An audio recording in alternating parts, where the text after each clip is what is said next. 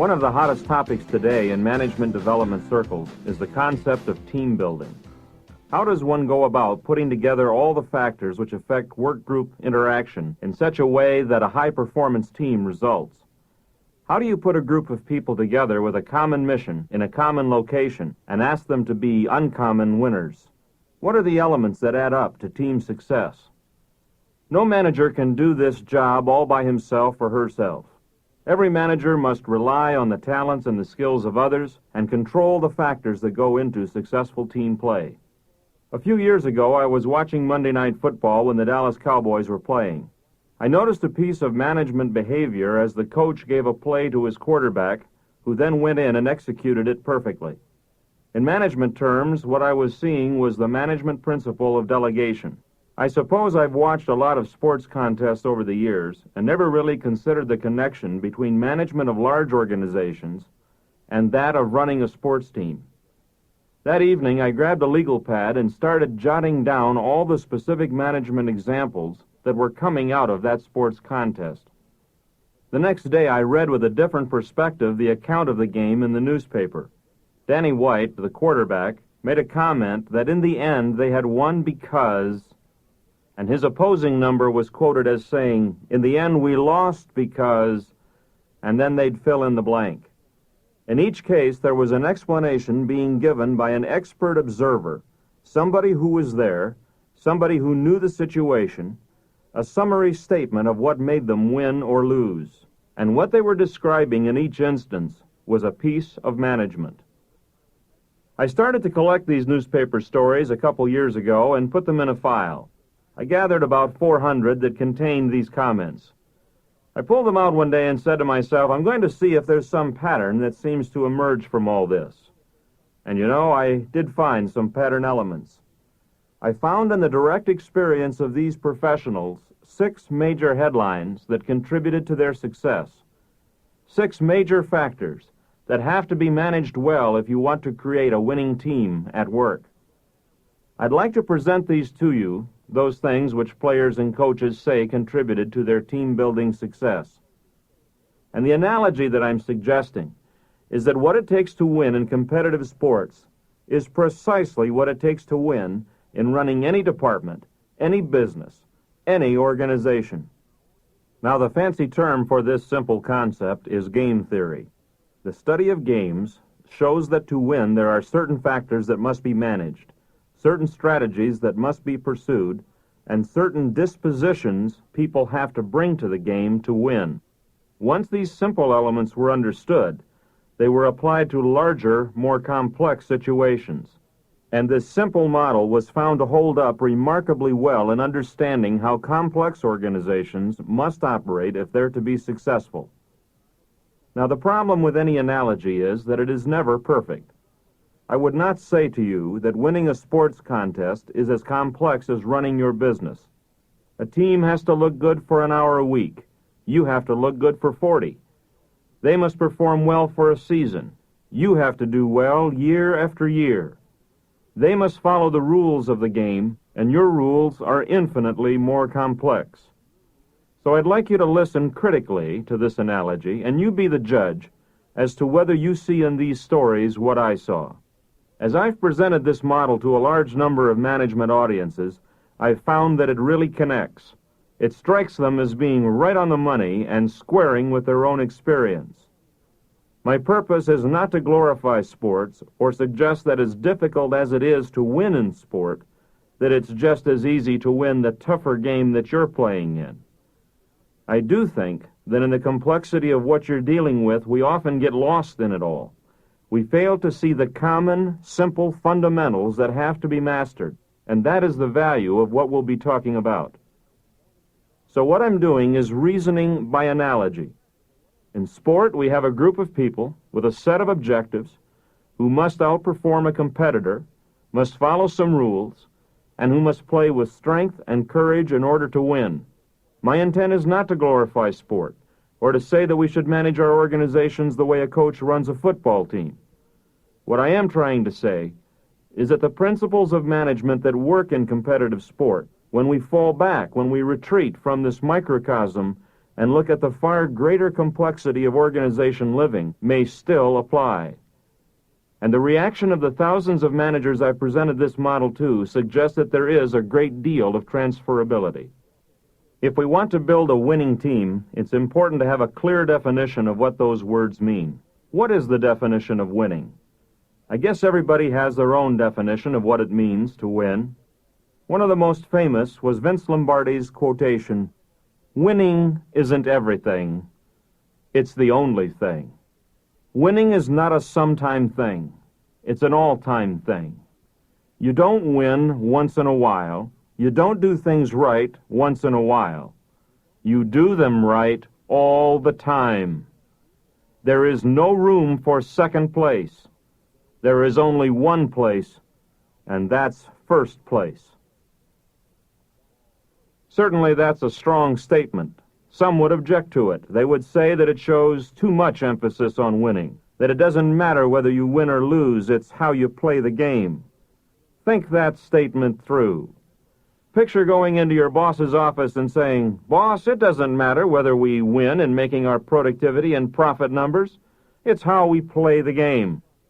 If you're a nurse manager, picture going into a patient room where 69-year-old Mrs. Brown is gasping for breath under the oxygen tent. Say to her, "It doesn't matter whether you win or lose this battle for life that you're in. It's how you play the game." And then picture her passing along this bit of wisdom to her son, the attorney. "Of course it matters whether we win. What else is there?" Woody Hayes said, "I don't want to be a good loser, because you have to lose to prove it." There is no laughter in losing. There is no joy in defeat. Teams understand this, but sometimes I wonder if businesses do. Too many American organizations continue to lose in the marketplace, continue to be defeated, and you get the impression that losing has become a way of life to them. There is no room for second place. There's only one place, and that's first place. When Mike Ditka took over as head coach of the Chicago Bears, the team had developed losing into a high art form. His first season with the Bears and every season since has been a winning season. One newspaper article caught the essence of Ditka in an article entitled, "The Coach Who Hates to Lose." Mike is quoted as saying, "I really believe this. If you accept defeat, then you're going to be defeated a heck of a lot more than you're going to win. You can be gracious in defeat, but boy, I'll tell you what, you can be gracious on the outside, but you better be doing flip-flops inside. If you're not churning and turning, you're going to go out and get your butt whipped next time out. That's all there is to it. You'll start accepting it." I'm not sure that isn't what happened with the Bears for a while. They didn't like losing, but it seemed to be a way of life, so they accepted it. You find ways to blow games. That's bull. I don't believe in it. End of quote. A lot of people say they want to win, but do you really hate to lose? What does winning mean to you? I don't think you can build a winning team until that's crystal clear in your mind. Have you such a picture, a vision, a goal, and have you committed to it? I don't think you can ever build a team until you've made a commitment, the commitment to win with that team. I just don't think it's possible to fire people up in the absence of a sense of wanting to win and being ready to pay the price that winning requires. Now let's talk about the definition of the word team. The definition of the word team from Webster's International Dictionary is that it is a number of persons associated in some joint action. The first concept is that it's not a solo performance. It is not something done by a single person alone. It is a number of persons who are associated. They are affiliated. They are with each other in some form of relationship. A team is a group of people who are involved in joint action. Certainly as we think about the work setting and the activity that must go on there, if we can be doing that in an associated fashion, not in a disassociated fashion, why then we're probably going to be in a better position to win. It's in the effective interplay, where each lends strength to the other. Each person is choreographed in a supportive web of interactive behavior. I cover first, you cover third, Mary will take second, and everybody wins. The dictionary also defines a team as being especially one of the sides in a contest. I like that definition of team because it suggests that this is a competition. What it suggests is that we're in a race, we're involved in a contest. In business, that contest has to do with productivity. That contest has to do with profitability. That contest has to do with excellence and with quality. There is, in fact, a challenge environment within which the team functions. I am sometimes struck by the gray area which exists within some organizations.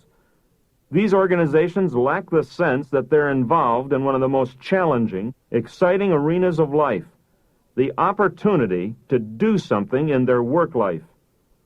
That doesn't necessarily mean that we're out to defeat a competitor. It may really be a question of being out to defeat our own track records. We're out to surpass ourselves in excellence. And that provides a purpose to our work, a motivating sense of elation and feeling within the group that's missing in many work groups. And I think that organizations suffer without it. The dictionary also says that a team is defined as a joining together into a band for cooperative effort. The concept of team here is defined as a joining or a welding, a coming together. I have been in work units, and perhaps you have, where there really isn't any sense of joint effort, where in fact it's a matter of people reporting to the same address, to the same geographic location, but there's no sense of relationship among them. There's no sense of coordination or communication among them. It's really everybody out for themselves. There's been no joining together. Sometimes with professional sports teams, you'll see the same thing. They all wear the same uniform, but they sure don't play like they're involved with other team members. No team is ever just one player, no matter how good the player is. With that by way of definition, let me share with you the 6 headlines of success that I extracted from several hundred stories of winning teams in professional sports. The first of these is that winning teams have clear coaching and leadership. I never read about a team winning a championship who had a wimp as a coach. There doesn't seem to be any doubt about the fact among winning teams that somebody is in charge. Sometimes this person in charge has a personality that's about as smooth as a concrete wall. People criticize Bobby Knight for throwing a chair across the floor in an Indiana University basketball game. Certainly this is not the smoothest of personalities. But I noticed that nobody complained when he won the NCAA championship that year.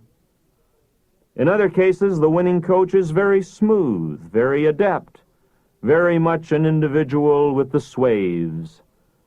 But in either case, there is no doubt that the coach is in charge. The kind of coaching and leadership that this individual provides is usually along 2 major dimensions that an Ohio State leadership study found to be absolutely essential in leadership of groups anywhere. The first thing the coach or a leader has to provide, said the Ohio State leadership study, is that this is somebody who sets up a high-structure situation. Now, by high structure, we mean a coach who spells out a lot of rules, high standards of performance.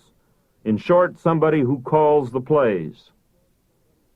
To depart from our analogy for a moment, it was found that often parochial schools are better at getting academic performance from students simply because they insisted on high discipline levels. Among sports teams, winning coaches are the kinds of people who aren't afraid to call the plays and to lay down what has to be done. They do not make the mistake of thinking that someone else will do it or that things will take care of themselves. They do not abdicate their role of being the leader and pointing out the direction clearly. The second factor of effective leadership was what the Ohio State study referred to as high consideration. This was somebody who, although he may have been tough and a disciplinarian, even though she may have been a very stern taskmaster, he or she was also someone who did what they did because they cared. It was somebody who was connected to the team as a human being. So the individual had 2 aspects to their leadership and coaching. They provided a high structure and called the plays, and at the same time, everybody knew they were cared about. Paul Bear Bryant for years was the head football coach at the University of Alabama. At one time, he held the record for winning more games than any other college football coach in history. Year after year, the University of Alabama football team, with great consistency, had winning seasons. He was a great coach, a legendary leader.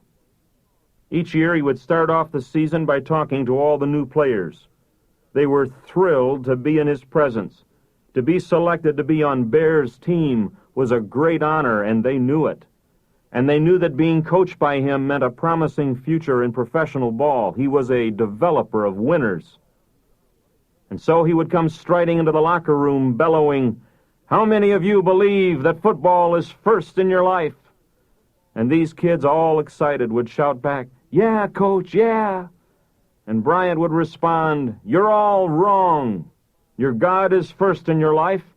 Your family is second in your life. Getting good grades and graduating from the University of Alabama is third in your life. And playing winning football is fourth in your life. Do you hear me?" And they'd all shout, "Yeah, Coach, yeah." They had to attend church every Sunday. They had to write their parents weekly. They had to make good grades or they couldn't play ball. Those kids learned to play the game as well as anybody, and they learned it willingly because they had a coach that cared. A third characteristic of clear coaching and leadership is that these were people known for tough decision-making, people who had enough personal strength that they were even willing to forego popularity if that was necessary. Winning coaches aren't concerned with winning everybody's popularity contest or as being known as Mr. Nice Guy. It was an interesting indication of strength. Many of us don't have the ego strength to be willing to take a lot of criticism from our players. We all want to be liked, and I can understand that normal human feeling. But the winning coaches seem to be those who are willing to forego popularity, if that's what it takes, in order to win. You don't have to like me. You don't have to want me as your best buddy. Just do the work and follow the game plan. Just win. These leaders also seem to be those who made a decision before the fact to win. That is, before the championship rings and the trophies are given out. This was an individual who announced to the press, to the team, and most importantly to himself or herself, "We are going to win. The decision has been made. We are going to win. And now we simply have to figure out how we're going to do it." In January 1987, the Los Angeles Lakers won the National Basketball Association Championship. On the very day of that victory, their coach, Pat Riley, announced that his team would win the championship again in 1988. A lot of people criticized him for that statement. It put a lot of pressure on the team in the following season. But one thing was very clear. The team knew what kind of expectations the coach had. He didn't say it's okay to be number 2 or just to have a winning season. The goal is to win. And in 1988, the Lakers again won the championship. It's that kind of commitment, before the fact, before the season, that is a delineating factor in terms of those who win in management and those who don't. Some people expect to somehow just wake up someday with a winning season. Others make the decision before the fact. We're going to win. And now the question is simply, how do we do it?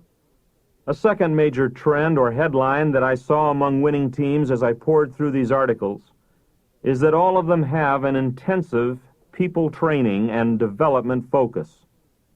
I never saw a team win that didn't have spring training, and I noticed that they had it every year.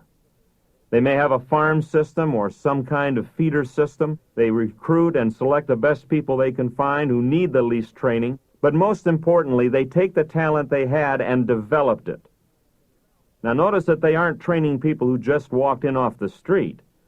They're training the most talented, strongest athletes in the country.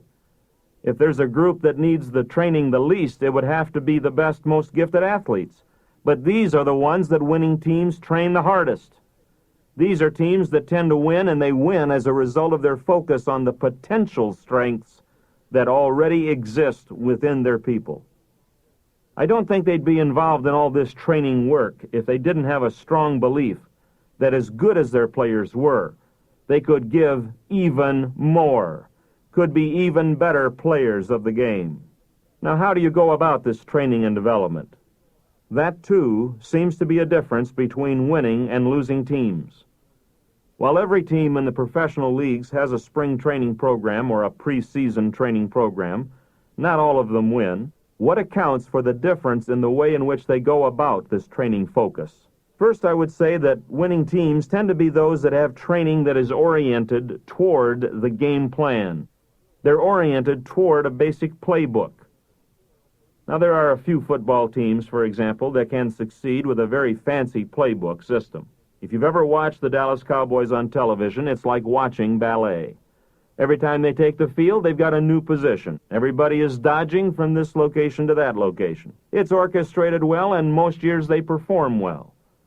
But the teams that win in professional football and in other professional sports tend to be those that follow the concept of playing the fundamentals.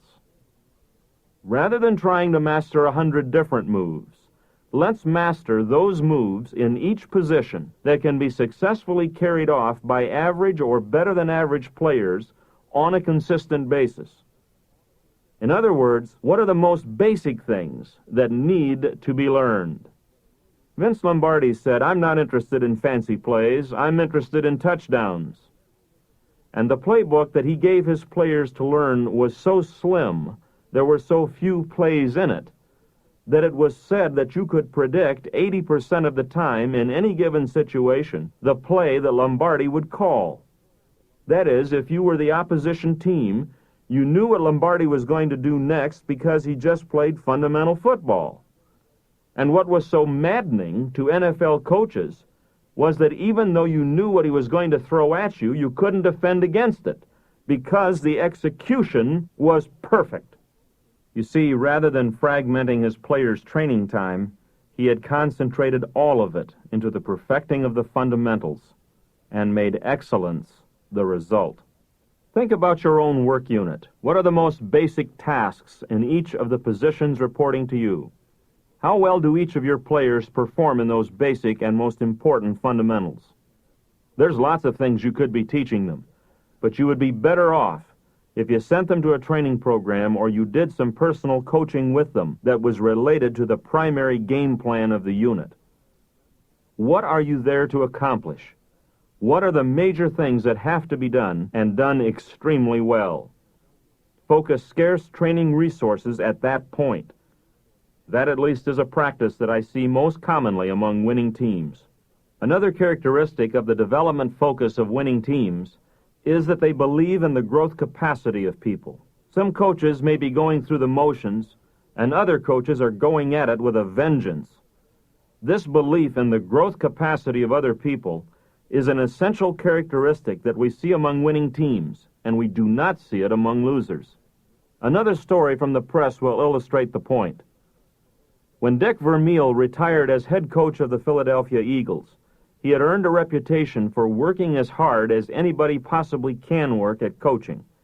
He was known to sleep in his office during the active football season. He drove himself at least as hard as anybody else that he supervised, perhaps too hard. I was interested to read what he had to say about potentials and what he believed about the people on his team. A newspaper reporter wrote, "Character is a common noun of his, and so is commitment, and so too is he frequently saying, if you don't demand much of yourself, you don't get much. Success happens when you reach your ability and then reach beyond." The writer then went on to quote Vermeil as saying, "We have a guy, Louis Giamona, who gave a guy against Minnesota a heck of a hit on a punt return last week.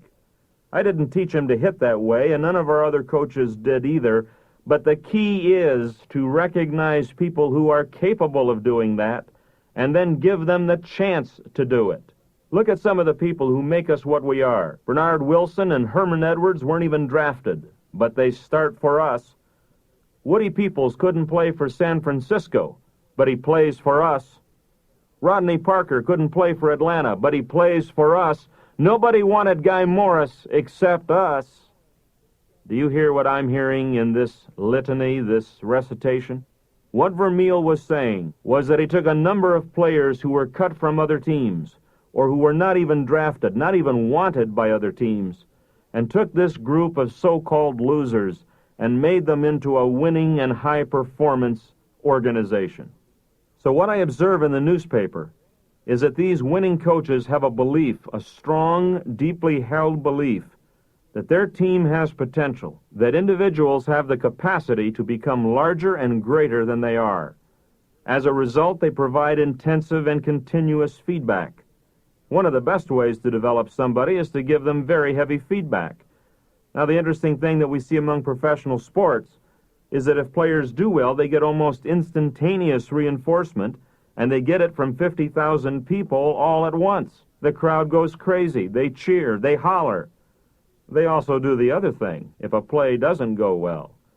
50,000 people booing your name makes an indelible impression on your memory.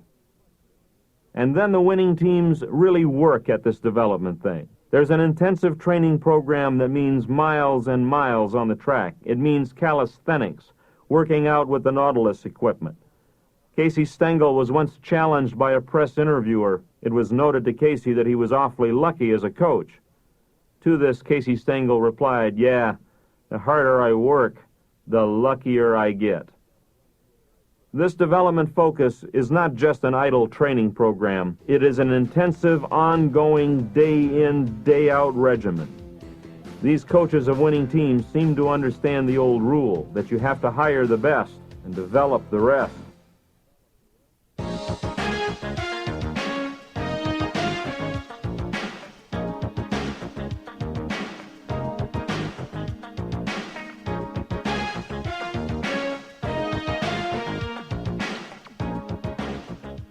A third major headline which emerges from the pages of the newspapers is that winning teams seem to have a very heavy planning and strategy emphasis.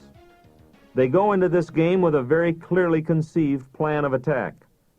Not only have they studied their own performance, but they've studied the statistics and the game films of the teams that they are about to play. Each individual player has studied his opposing member and knows exactly what the weaknesses and strengths to exploit in dealing with this particular individual are. I have never seen a business that can match professional sports for the heavy emphasis on productivity measurement. In sports, that's called statistics. They run the stats continuously. I've been impressed, and perhaps you have, as you watch baseball or football or the Olympics, to see the numbers automatically come up on the screen as the computer spits out how well this particular player has done in running this particular play earlier in the season or over the last 5 years. This is a very intelligence-gathering business, this game of professional sports. There's videotape of the competition to study their moves. The game films are run after each game, usually on the day after the game. Each player has a chance to see his own play, for good or ill, run over and over and over again on the screen. I think that many people don't really think of sport as an arena requiring a lot of intelligence. There's this image of big dumb jocks, of beef cattle on the hoof. But I want you to know that this is changing. For example, in the NCAA, they've been raising the educational standards for college athletes. And now, before an athlete can be given his letter, he has to be able to identify which letter it is. Another thing about this heavy learning emphasis among professional athletes is that the players really internalize this value. This isn't just a value held by the manager. It's a value closely held by all the players on the team. It's not uncommon to see disabled players, for example, those that have an excuse not to be at the game, to be sitting there on the bench in uniform. Even on their off days when they might be doing something else, often professional baseball players are reported to be in the stands watching others on the teams playing out their contest. They are students of the game. Usually winning teams have a pre-game strategy, very much like chess players, very much like successful businesses. They have an idea before the game starts about what they're going to do. Now, of course, every game plan, no matter how carefully thought out, has to be altered and has to be changed to meet the contingencies. It's an interesting fact that when you look at business and industry, that those organizations having a strategic plan are generally those that are better able to weather adverse business conditions. They have a contingency plan. They're prepared if something goes wrong. If a major product disappears, they have something else waiting in the wings. On the other hand, losing corporations never even project that something might go wrong. If things get really bad in professional sports, there's always a timeout. I don't know if I could be happy playing professional football. After every play, they have a meeting. Every single play is followed by a meeting. You've seen it. They call it a huddle. What are they talking about out there? Why, they're talking about what the next play will be, making sure that everybody is coordinated. This is an advantage that people in business generally don't have.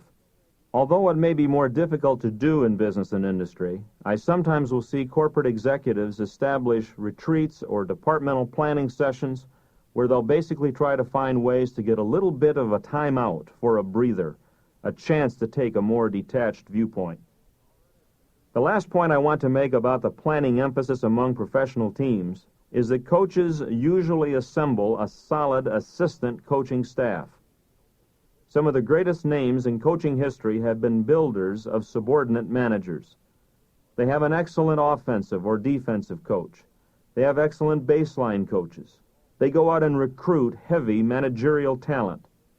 As a matter of fact, these winning coaches are often the developers of the next generation of winning coaches that go on to become the big names in sports history in the future. This is the kind of individual who delegates heavily. This person stays out of the nitty-gritty. And I'm wondering, as you look at your own operation, does that suggest something? Do you have some subordinate managers that you're bringing along?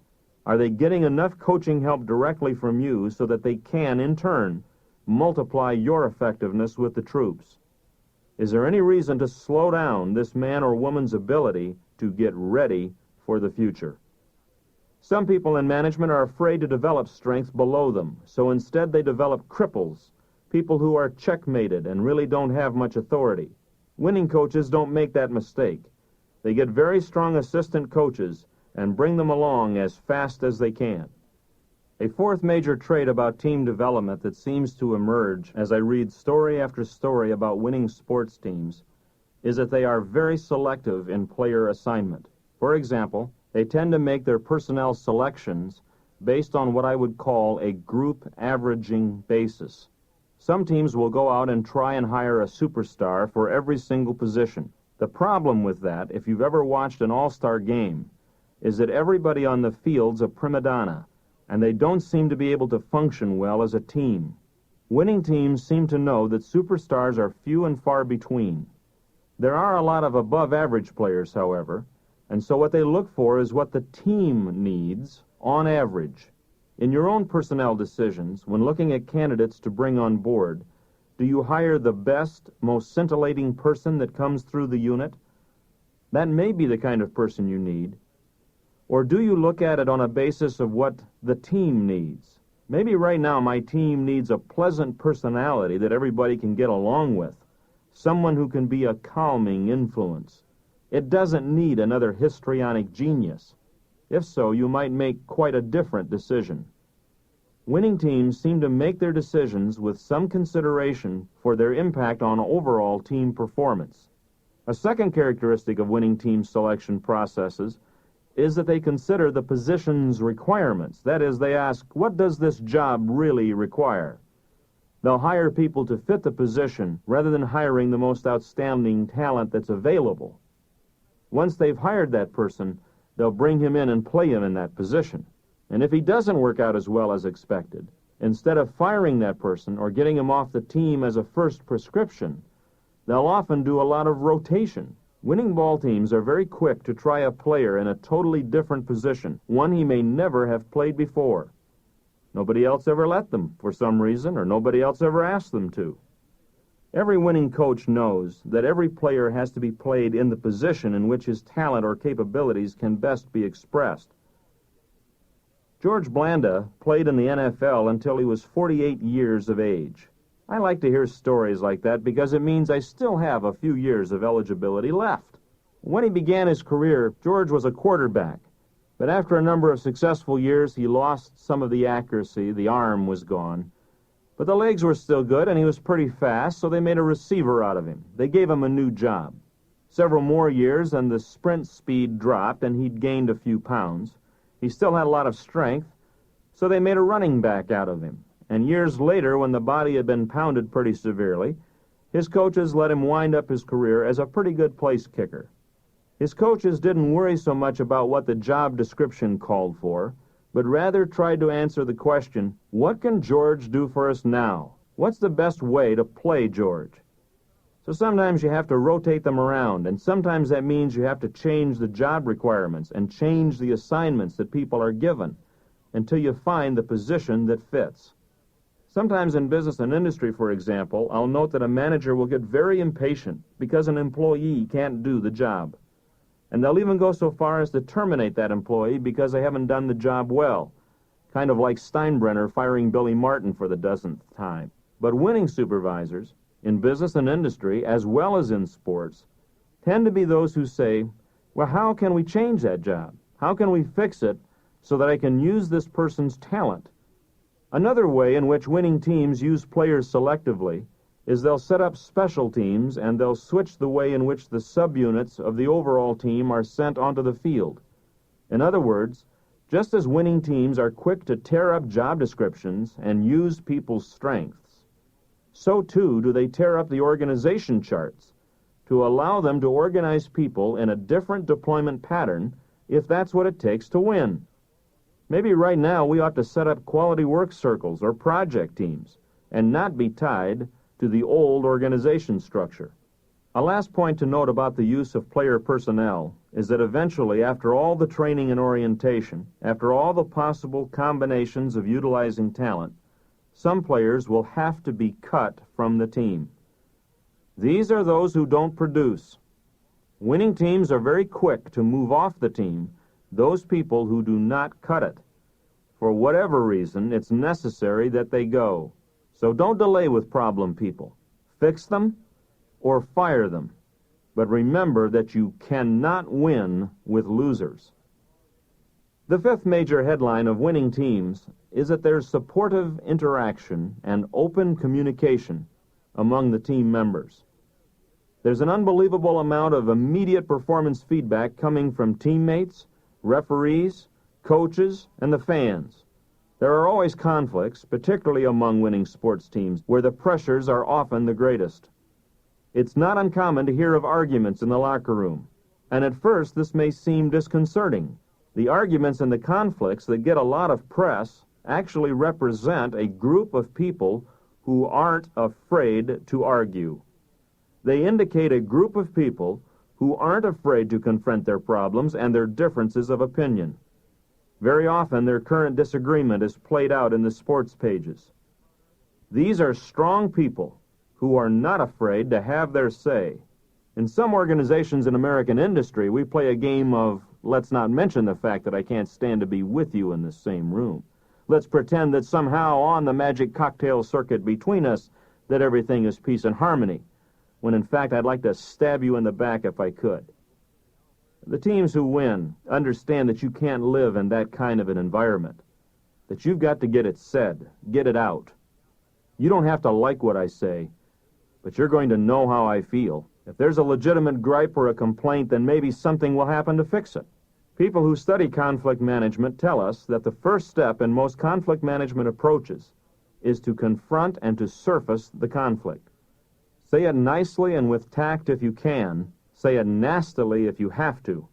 And this is exactly what happens among winning teams. A lot of things get said in the locker room. Sooner or later, the problems, if they're going to be resolved, will be resolved only because of the confrontation and the surfacing of the problem. It's not enough, however, just to have an ability to surface conflict. There has to be in the communication atmosphere a sense of unity that eventually brings the team together.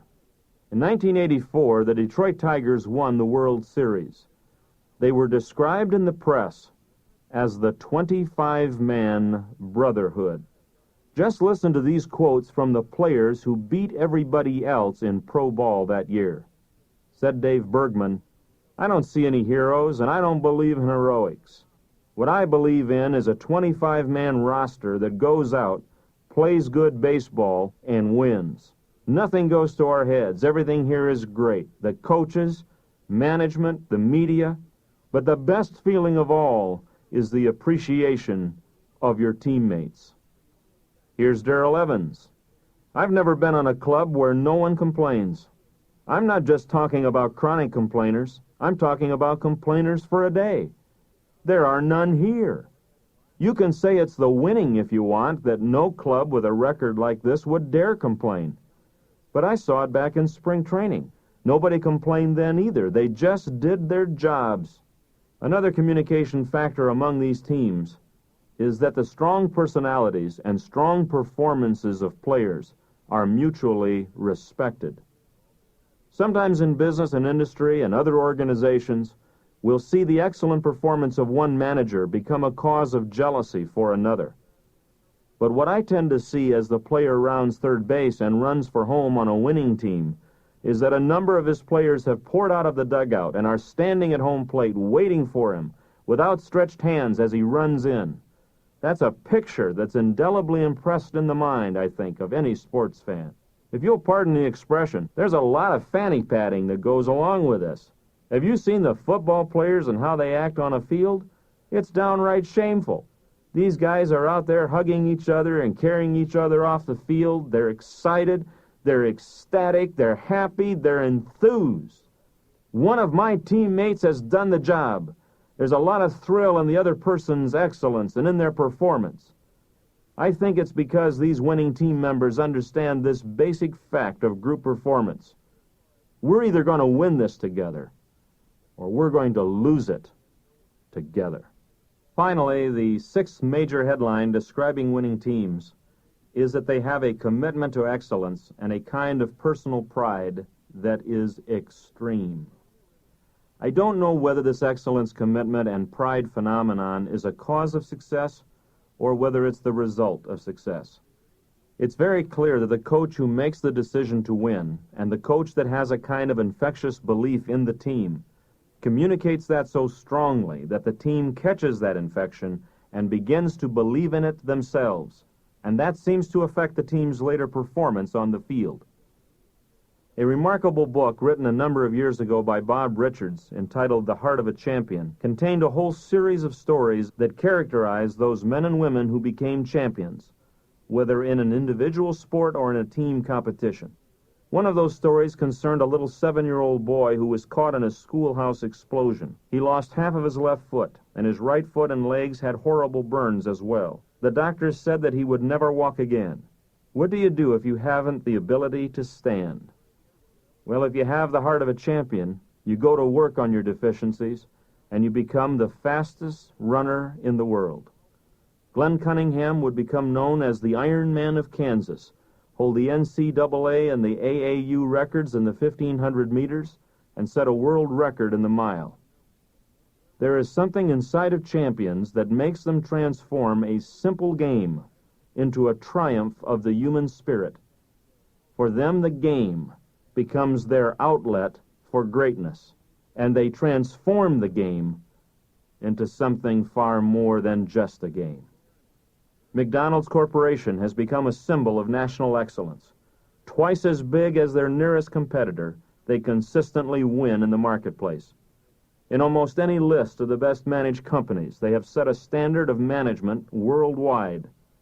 Yet they're only making burgers and fries, for crying out loud. But Ray Kroc used his business as an outlet for greatness, and therefore transformed his game into something far more than just a business. Some of this lies in the degree to which the player of the game becomes self-invested, begins to sense that his personal pride is at stake. Let me ask you if you've seen it on the football field. Have you seen the player, the pass receiver, who goes out for the pass? The pass is thrown just right at just the right timing, but somehow he can't seem to get his hands on the ball, and the ball goes through his hands and the guy falls on the AstroTurf. He lies there on the ground and he is beating his fists against the earth. He is so frustrated at having failed his assignment. Have you seen the look of intensity on the face of the player who does his best, And no one in the stands blames him or calls it a bad play, because they knew it was a tough one. And yet he seems to be self-critical. It's an indication of a person who is psychologically self-invested. It isn't just a job anymore. It isn't anymore just an assignment for which I'm paid.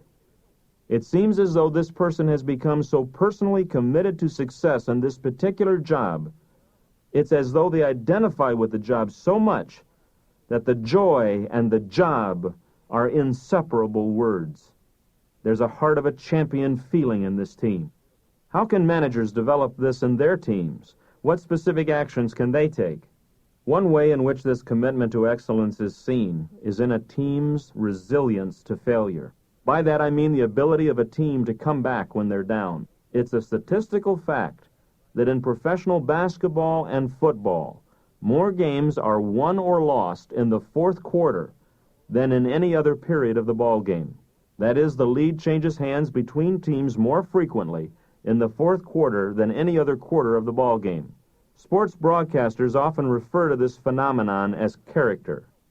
A team has character, they say, when the team, being down, being behind, being psychologically exposed to the sense of impending loss, is able to stay with the program, stay with the training, stay with the discipline, maintain the morale, maintain the thrust and the aggressiveness, and to be tough in the fourth quarter when you're tired and when you want to quit. To come back and win, that's referred to as character. I would call it a failure resilience, the ability to bounce back when things look like they're lost. How many times, and it's not a coincidence, have you seen a basketball game go into overtime and then into double overtime as two tough championship-caliber teams battle it point for point? How many times have you seen a football game in the closing minute where a losing team comes back to win? It happens so frequently, and it's an indicator of this failure resilience. Right now, American management has a failure resilience challenge.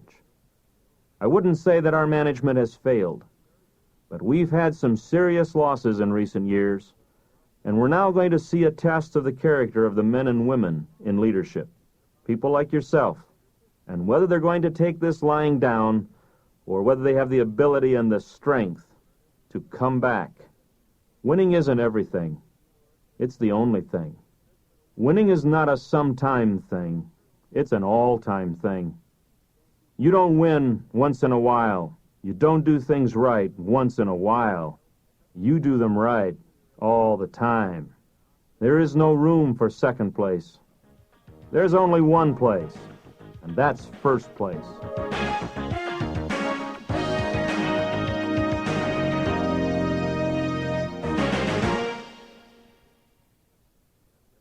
You've been listening to The Uncommon Leader with Clay Sherman.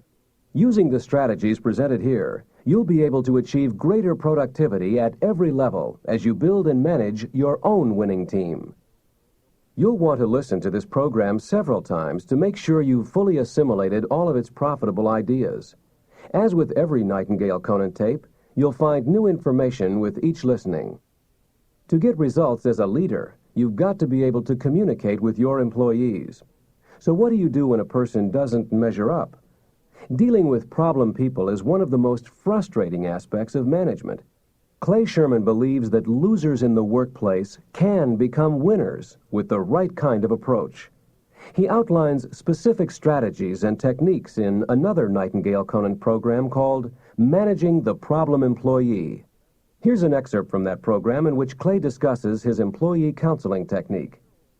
The defense mechanisms include such things as rationalizing what they have done. Whatever they have done, they have extensive logic to back it up. You will also hear projection of blame, that it was your fault or another person's fault. Or it was hard times growing up in the ghetto, the neighbor's fault, or problems in the family. You're going to hear partial truths, you're going to hear fantasy, and you're going to hear selective reporting. During all of this, your only response should be to encourage its flow. You should be saying, uh-huh, yes, I see. Then what happened? Tell me more. Go on. Inwardly, You may be thinking, this is the biggest bunch of baloney I have ever heard in my life. But your role at this point is to listen. Just by listening, you are sending an important signal. To listen and nod and ask for more information is the behavior of a person who is on the other person's side. You may be rejecting a lot of what you're hearing. In fact, a lot of the stuff employees put out at this point is absolute nonsense or complete falsity. But in the midst of all this stuff coming down the river will be bits and pieces of information, things you may not have known, things which start to give you some insights. Recognize that you have started a catharsis. Around his problem behavior, the problem employee has put big walls of insulation, all kinds of excuses that have to be vented out of the system. In a sense, it's almost like an emotional storm or a psychological drainage. Until that emotion and anger drains out of the system, you are not going to be able to get them to the point of dealing with the problem in a constructive way. Some managers don't understand this process. They think that because the employee is giving out partial information or rationalizing, that the person is refusing to deal with the issue. In fact, he is dealing with it, but this first level of dealing with it is being expressed through the defense mechanisms. If you become sidetracked and get drawn into a discussion on any one of the points that the employee raises at this stage, you'll be making a big mistake. Say to yourself as you go into the third stage, I'm not going to respond except to encourage their talking. And if they say such and such about so-and-so, I am not going to get sidetracked or say, yeah, we'll prove it, or where's the evidence for that, or let's discuss that point. Don't get sidetracked. It will be absolutely counterproductive. For more information on managing the problem employee and to receive a free catalog detailing other Nightingale Conant audio and video programs, please call us toll-free at 1-800-323-5552. Thanks for listening.